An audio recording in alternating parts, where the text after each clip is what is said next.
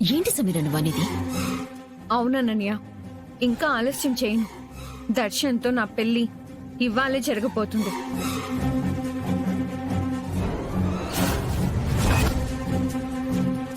మహాలక్ష్మి అమ్మవారి గుళ్ళో సామూహిక వివాహాలు ఈరోజు జరుగుతున్నాయంట. సో అక్కడికి దర్శన్ని రప్పించి తన చేత నా మెళ్ళో తాళి కట్టించుకుంటాను.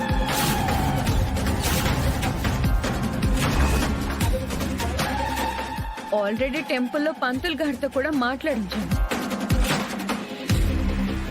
ఇంకా దర్శన్ని అక్కడికి రప్పించడమే మిగిలింది.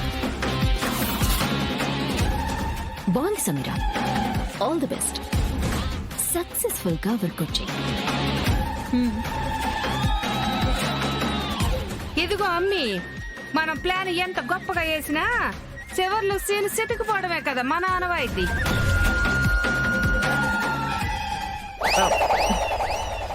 ఆ ఆనవాయితీని తిరగరాయడమే ఇప్పుడు నేను చేస్తుంది. చూస్తూ ఉండండి.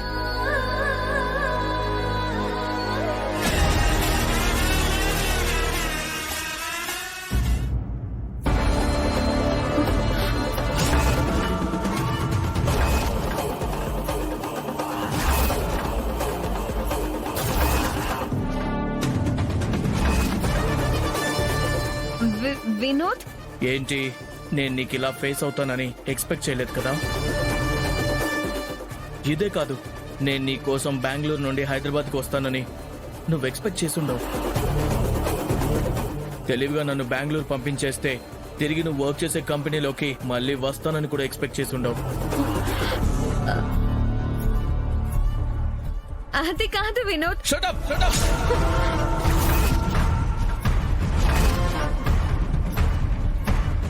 నన్నే మోసం చేస్తావే? ఎంతగా లవ్ చేశానే నిన్ను. నువ్వు నా లైఫ్ నుంచి ఎక్కడికి వెళ్ళిపోయావో తెలియక మంచి కెరియర్ ని కూడా వదిలేసి నిన్ను వెతుక్కుంటూ పిచ్చోడ్లా తిరిగానే. అసలు ఎలాగే నన్ను మోసం చేయాలనిపించింది నీకు? నెల నెల కష్టపడి జాబ్ చేసి సంపాదించిందంతా నీకోసమే కదా ఖర్చు పెట్టాను. నా కోసం ఒక్క రూపాయి కూడా ఖర్చు పెట్టుకోలేదు. నేను దాచుకుంది గుండెల్లో నీ మీద కొండంత ప్రేమనే. ఆ ప్రేమని ఎలా అన్యాయం చేయాలనిపించింది. ఇవాళ నీ గురించి నాకు పూర్తిగా అర్థమైపోయింది. నీ క్యారెక్టర్ మంచిదే కాదు. వినోద్, కాస్త ప్రశాంతంగా ఆలోచించు. నన్ను తప్పుగా చూడకు.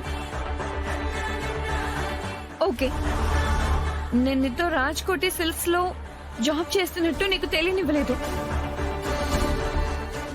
నిన్ను బెంగళూరుకి తిరిగి వెళ్ళిపోమన్నాను. కానీ అలా ఎందుకు చెప్పానో తెలుసా?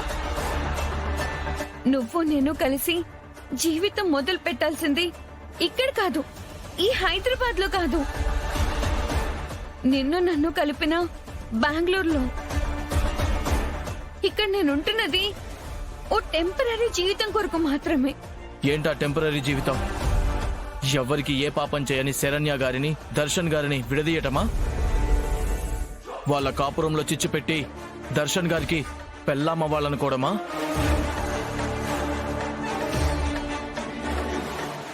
వినోద్, ఏం మాట్లాడుతున్నావు? నేను దర్శన్ గారిని? అయ్యో, నువ్వు రాంగ్ గా అర్థం చేసుకుంటున్నావు. గుళ్ళో పెళ్లి చేసుకోవడానికి ప్లాన్ చేసావు కదా. ఇదంతా నువ్వు మాట్లాడడం నేను వినలేదనుకుంటున్నావా?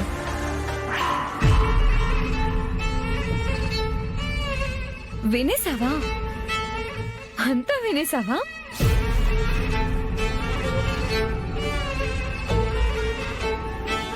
ఈ మ్యాటర్ నీకు తెలియదని వేరే లెవెల్లో నిన్ను కన్విన్స్ చేయడానికి ట్రై చేస్తూ ఉన్నా.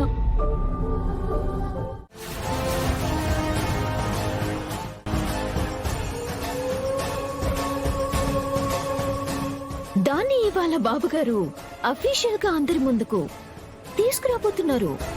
అంతే. పిచ్చి మాటలు మాట్లాడితే చంపేస్తా చెప్తున్నా.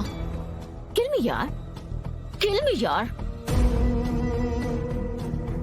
నన్ను చంపి హంతకురాలివై జైలుకి వెళ్ళిపో.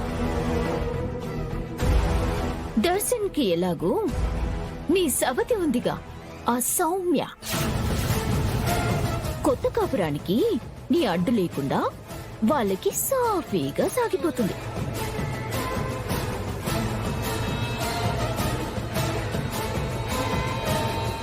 లేదు, ఆయన అలా చేయరు. ఆయన అలాంటి వారు కాదు. నాకు నమ్మకం ఉంది. నాకు అన్యాయం చేయరు ఆయన. అందరూ అన్యాయాలు మీ అక్క మాదిరి ఓపెన్ గా చెయ్యరు కదా శరణ్య. అంటే పైకి మంచిగా ఉంటేనే కదా ఎన్నుపోటు బాగా ఎచ్చగా దిగుద్ది.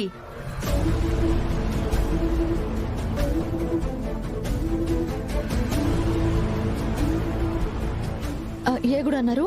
ఏ గుడి? అది చెప్తే నేను మంచిదాన్నైపోతాను కదా శరణ్య.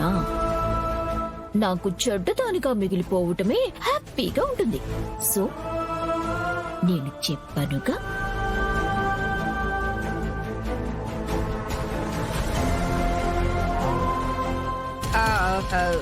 నేను చెప్తే దీని చేతుల్లో నేను సావాలా. అందులోనూ నా మూలంగా సీన్ లో టెంపో తగ్గిపోవడం నాకిష్టం లేదు. నువ్వు టెన్షన్ పట్టవే, మాకు కావాలి, వాళ్ళకి కావాలి. పదమ్మి.